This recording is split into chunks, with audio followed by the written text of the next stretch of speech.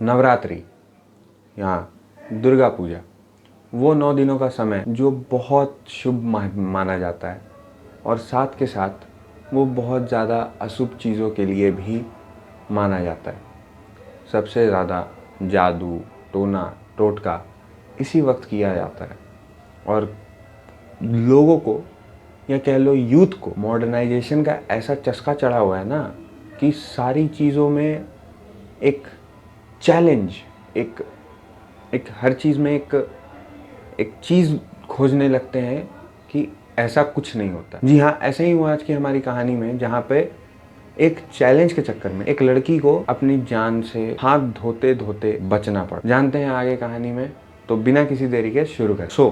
कहानी शुरू होती है दुर्गा पूजा से ठीक 2 दिन पहले। नित्या और रिया अपने घर वापस जा रहे थे इंदौर, और जब वो लोग लौट रहे थे तो उनको तकरीबन टाइम लगने वाला था कि हाँ भाई, हमको लगेगा आधा दिन तो लगेगा। वो लोग घर पहुंचते हैं, बहुत अच्छे से सारा कुछ पूजा वूजा का तैयारी वैयारी करते हैं, और फिर प्रथमा, द्वितीया, तृतीया पार हो जाता है। चतुर्थी को वो लोग घूमने के लिए निकलते हैं। तो नित्या और रिया दोनों स्कूटी पे थे। नित्या स्कूटी चला रही थी और रिया पीछे बैठी हुई थी। तो वो लोग रास्ते से जा रहे थे और जाते जाते नित्या का दूर का नज़र बहुत तेज था, तो उसको दिख गया, मतलब उसको दिखा कि कोई औरत वहाँ बैठी हुई है, कोई महिला वहाँ बैठ के कुछ कर रही है। तो वो, और रात का टाइम था, रात का 9 नहीं 10:30 11 बज रहा था। तो ये लोग घर लौट रहा था घूम घाम के। ये लोग घूम घाम के घर लौट रहा था, रात का 10:30 11 बज रहा था। तो ये लोग भी फुल ये था कि भाई अब घर लौटना है, जल्दी करना है। बट नित्या वो चीज़ देख के रुक गई, बोली अबे भाई गाड़ी क्यों रोक दी। बोल रही अरे वो देखना वहाँ पे कोई औरत बैठ के, वहाँ महिला बैठ के को कुछ टोटका कर रही है ना। भाई मेरी मम्मी मेरे को मना की है ये सब चीज़ में ज़्यादा ही नहीं करने का। तो रिया उस पर हंस दी कि भाई ये सब कुछ नहीं होता, बेवकूफ़ बनाने का ही है। हम लोग का माँ बाप हम लोग में इतना अंधविश्वास भरती है ना कि जिसका हिसाब नहीं है। मैंने हर चीज़ से डरो डरो डरो। तो बोलती है भाई देखो, हम तो मानते हैं, हमको ये सबसे डर लगता है, हमको नहीं चाहिए कि कोई किसी का जाके हम इंटरफेयर करे और फिर मेरे को दिक्कत हो। बोले देखो हाँ, रिया बोलती हमको ये सब से कोई फ़र्क नहीं पड़ता। देखो चलने लगा, हमको 500 रुपये तुम देगी, हम अभी जाएंगे और वो महिला को डिस्टर्ब करके और उसका सारा कुछ हम खराब करके आए। तब तक वो लोग देखते हैं कि वो महिला उठ के चली गई। तो पता नहीं नित्या को भी क्या हुआ, नित्या भी बोली कि ठीक है भाई जा, हम तेरे को 500 रुपये देंगे, तू जा और उसका टोटका खराब करके आ। रिया बोली देख ले फिर हम चल जाएंगे। तो नित्या एज इट उसका ईगो पे मार दी कि भाई देखो तुम मेरे को क्रॉस क्वेश्चन क्यों कर रही है, तुमको जाना है तो चल जाओ, डर लग रहा है ना, यानी डर लग रहा है ना। अब जैसे रिया ये वाला बात सुनी तो रिया बोली कि ठीक है हम जा रहे हैं, तुम 500 रुपये रेडी रखो, हम अभी जा रहे हैं। वो जाती है, वहाँ पे मटका रखा हुआ था, सिंदूर रखा हुआ था, थाली रखा हुआ था जिसमें साड़ी, चूड़ी और श्रृंगार का सामान सब था। उस सब कुछ बिखेर के और चूड़ी उड़ी फोड़ फाड़ के और आ जाती है और आके नित्या को बोलती है भाई देख 500 रुपये दे। जब वो नित्या से ये बात बोल रही थी, पीछे से ऐसा लगा उसको कोई धक्का दिया, तो 2 कदम आगे चल गई। तो नित्या बोले अरे क्या हुआ। बोल रही पता नहीं भाई कोई था शायद। बोले हो गया, हमको मत डराओ, हमको मत डराओ, झूठ का मत डराओ। तो रिया एज इन उस पर कोई प्रैंक करना चाह रही होगी, बोली हम तो अभी यहीं आए हैं, तो ऐसे मुंह टेढ़ा करके और उसको डरा रही। नित्या बोली देख हमको डर लग रहा है। रिया ये सब बात मत कर, हमको डर लग रहा है, सही में बता रहे हैं, हमको डर लग रहा है, ये सब मत कर। अरे और उसका जाके झपड़ जाती है। तो जैसे ही करती है तो रिया खूब जोर से, नित्या खूब जोर चिल्लाती है, पूरा रोड गूंज जाता है और रोड पूरा खाली था। तो रिया बोलती है अरे हम मजाक कर रहे थे। नित्या पूरा गुस्सा हो जाती है कि देखो भाई ये सब मजाक बिल्कुल भी पसंद नहीं है हमको, ऐसा मजाक दोबारा मत करना। रिया बोलती है अरे चलो ठीक है कोई बात नहीं, हम नहीं करेंगे, चल मेरा 500 रुपये तो दे। वो 500 रुपये लेती है, फिर वो लोग घर जाती है और फिर ठीक है भाई आराम से 1-2 दिन बीतता है। जब 7वीं अष्टमी आता है तो रिया का तबीयत ख़राब हो गया है और ये सब उसकी मम्मी उसको नित्या को बताती, क्योंकि नित्या रिया को लेने आई थी घूमने जाने के लिए। ऑलमोस्ट एंड आ गया है, अब घूमने का समय है, फिर दोबारा कॉलेज जाना पड़ेगा और सारा कुछ। तो वो लोग उसको लेने आई थी। तो उसका माँ बोली कि देखो इसका रिया का बहुत तबीयत ख़राब है। और उसका माँ एज इन बोल रही थी, उसका माँ जब इसको बोल रही थी तो बहुत मतलब घबराई हुई सी थी, जैसे बेटा उसका तब तब तबीयत खराब है बेटा, तबीयत बहुत ख़राब है बेटा, और कुछ नहीं बेटा, ठीक है तुम जाओ आराम से घूमो, ये करो वो करो। नित्या ऐसा बिहेवियर रिया का मम्मी का देख के वो भी थोड़ा देर के लिए ये होती है कि भाई आंटी आप मेरे से कुछ छुपा रहे हैं तो मेरे को सही से बताइए। तो उस रिया का मम्मी रोने लगती है कि पिछला 2 दिन से रिया को पता नहीं क्या हो गया है, वो रोज़ रात में चिल्लाती है और नॉनवेज मांगती है। हमको मार दो, मार देंगे सबको, हमको मार दो, सबको मार देंगे, हमको मार नहीं दिया तो हम सबको मार देंगे, ऐसे करके चिल्ला के वो रोज़ रात में चिल्लाती है। तो नित्या इतना सुनती है तो नित्या का दिमाग खराब कि भाई वहाँ पे सही में कोई कुछ था क्या कि क्या था। तो नित्या रिया का मम्मी को बताती है कि आंटी देखिए ऐसा ऐसा हम लोग चैलेंज कर रहे थे और ये जाके किसी का टोटका या टोटका में पैर वैर मार के चूड़ी वूड़ी फोड़ के और साड़ी वाड़ी सब बिखेर के आ गई थी। अब रिया का मम्मी जैसे ही सुनी, रिया का मम्मी कुछ नहीं गई अंदर, उसका पापा को बुलाई, उसका पापा को फिर सारा बात बताया गया। उसका पापा अपना गांव में फ़ोन लगाए, तो गांव में फ़ोन लगा के अपना कुल देवी का जो पुरोहित थे उससे बात किए। वो बोले कि ऐसे ऐसा बात है, ये टोना टोटका एक ही थी, उसको बिखेर के आ गई है। तब पंडित जी बोले कि शायद उसके साथ कोई आत्मा वहीं से साथ में आ गया है और उसी के कारण ये सब हो रहा है।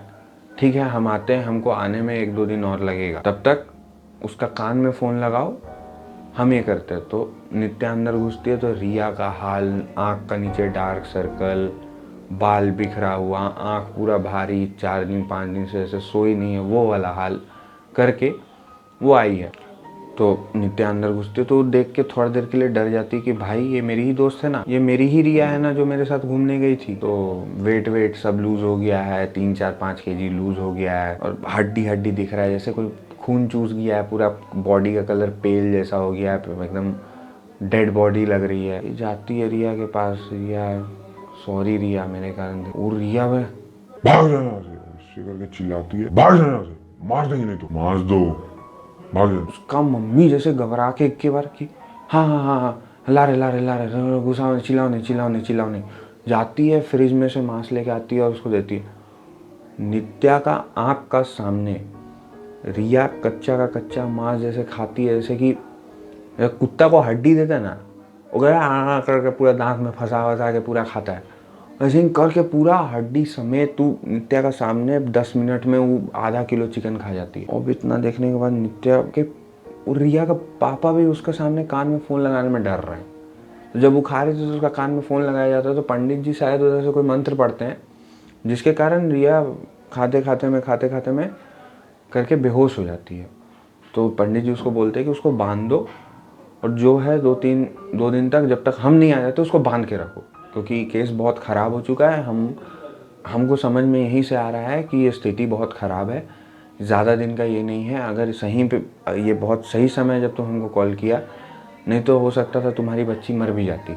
और ये बात सुनता है तो रिया के पापा बोलते हैं कि पंडित जी हो सकता तो हम आपको लेने आ जाते हैं जितना जल्दी से जल्दी हो सकता है। तो ये लोग कार वार अरेंज करता है और फिर जाता है।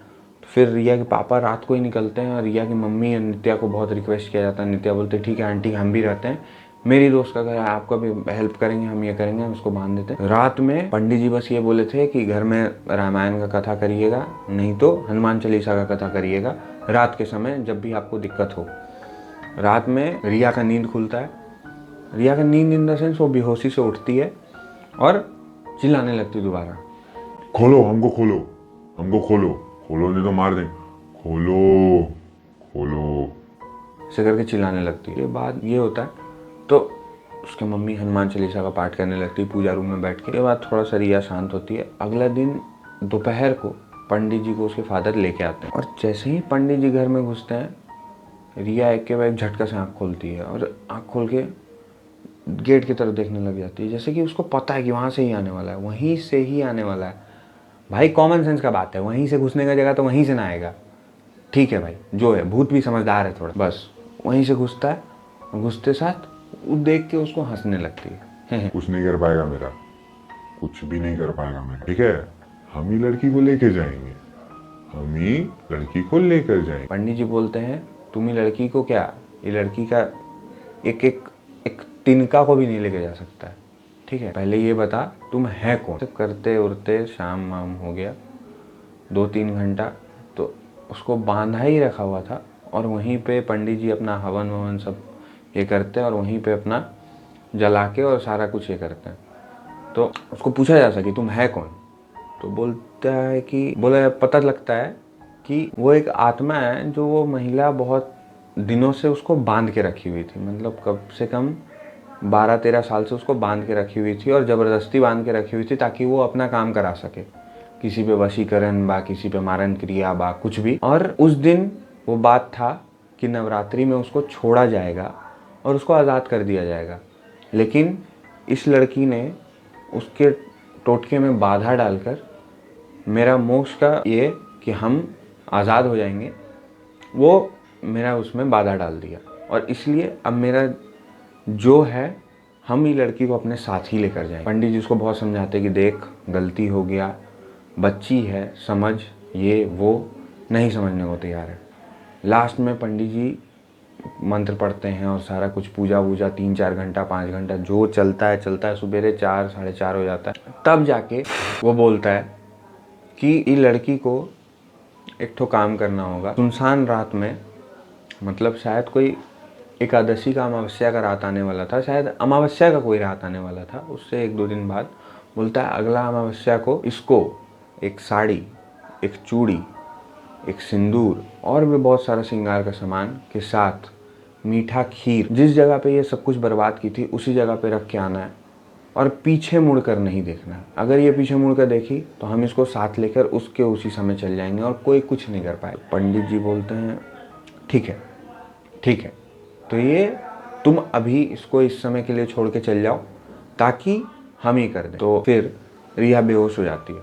रिया बेहोशी से उठती है तो उसको समझाया जाता है कि ऐसे ऐसे करना है, तुमको ये करना है। वो बहुत डर चुकी होती है कि मेरे साथ क्या हो रहा है, मेरे को रोज रात में बहुत डरावना सपना आता है, कोई मेरा पीछे है, कोई मेरा कंधा पे बैठा हुआ, हमको बार बार ऐसा लग रहा है, हमको बहुत डर लग रहा है, मम्मी बचा लो हमको, मेरा जान बचा लो, पापा मेरा जान बचा लीजिए, पंडित जी मेरा जान बचा लीजिए। अब उसको ऐसा हाल में देख के नित्या को भी खराब लगने लगा। वो बोल रही है सॉरी रिया, मेरे चक्कर में तेरे साथ ऐसा हो गया, सॉरी रिया, ऐसे वैसे। उसको सारा कुछ समझाया जाता है। उसको पंडित जी बोलते देख आखिरी बार है, हिम्मत करके, जितना हिम्मत है दिमाग में हनुमान चालीसा पढ़ते हुए ये थाली लेकर जाना और थाली वहाँ रख कर पीछे मुड़ के बिना पीछे देखे सीधा सीधी अपने घर की तरफ चलते हुए आ जाना। वहाँ से थोड़ा दूर पीपल का पेड़ का नीचे बैठ जाना, वहाँ पे हनुमान चालीसा पढ़ के और फिर अपने घर की तरफ जाना। वहाँ से तुम्हारे पापा तुमको लेके आ जाएंगे और ये सारा चीज़ ठीक हो जाएगा। रिया वही चीज़ करती है, वहाँ पे थाली रखती है और जब उठती है और जब पीछे घूमती है, पीछे से उसको आवाज़ आ रहा है, सुनो ना रिया रिया रिया। कभी उसको अपनी मम्मी का आवाज़ आ रहा है, कभी नित्या का आवाज़ आ रहा है, कभी अपने पापा का आवाज़ आ रहा है। थोड़ा देर बाद अपनी मम्मी का रोने का आवाज़ आ रहा है, जैसे नित्या को हर रही हो कि हमको बचा लो रिया, हमको मार देंगे रिया, हमको बचा लो रिया, ऐसा ऐसा आवाज़ आ रहा है। रिया बार बार डिस्ट्रैक्ट ना हो के अपना कि हनुमान चलिए जय, हनुमान ज्ञान घुसा जय, हनुमान ज्ञान घुसा जय, हनुमान। वो चलते जा रही है। थोड़ा दूर चलने के बाद वो देखती है कि दायां साइड में एक पीपल का पेड़ है जो कि बहुत पुराना है। वो जाती है, उसके नीचे बैठती है और वहाँ पे हनुमान चालीसा एक बार पाठ करती है। वहाँ से उठती है और सीधा सीधी अपने घर तरफ आती है और आके अपने घर के मतलब चौखट पे जाके, चौखट पे जैसे ही अंदर पैर रखती है वो बेहोश हो जाती है। तो उसके फादर, मम्मी, नित्या सब कुछ उसको उठा के लाते हैं। फिर पंडित जी फिर अपना पूजा थोड़ा मोड़ा करते हैं, उसके हाथ में एक धागा बांधते हैं और यहाँ पे एक ताबीज़ बांधते हैं जो काली मांग का जंतरा होता है वो बांधते हैं और बांध के बोलते हैं देखो अभी कुछ दिन तक तुमको बहुत खराब सपना आ सकता है, इन सब से डरना मत, लेकिन अब ये चीज़ तुमको छोड़ के जा चुका है, लेकिन बेटी ये चीज़ दोबारा मत करना कभी कि किसी के टोने टोटके व जादू में या कोई भी चीज़, कोई चीज़ है जो तुमको आँख में खटक रहा है, लेकिन तुमको उसको नहीं छेड़ना है, क्योंकि हर चीज़ छेड़ने वाला नहीं होता है, कुछ चीज़ें मजाक नहीं होती। तो रिया माफ़ी मांगती है, नित्या भी माफ़ी मांगती है कि मेरे गलती था, मेरे को ये था, हम इसको चैलेंज किए थे, ये किए थे। उसका मम्मी पापा उसको बोलते हैं कि कोई बात नहीं, ये है, ठीक है, तुम लोग का ये हुआ, आइंदा से कभी ऐसा मत करना। फिर एट दी एंड जाकर सब कुछ ठीक होता है। रिया को 20-25 दिन लगता है सारा कुछ रिकवर करने में और फिर लाइफ स्मूथली फिर चलने लगता है। उस दिन के बाद से रिया भी इन सब चीज़ों में मानती है और नित्या तो मानती थी, उसका मानना और कठोर हो गया। तो यही था कहानी आज का। हम आपसे मिलते हैं नेक्स्ट वीडियो में। तब तक के लिए अपने माँ बाप का ध्यान रखें, उनका इज्जत करें और जय भैरव।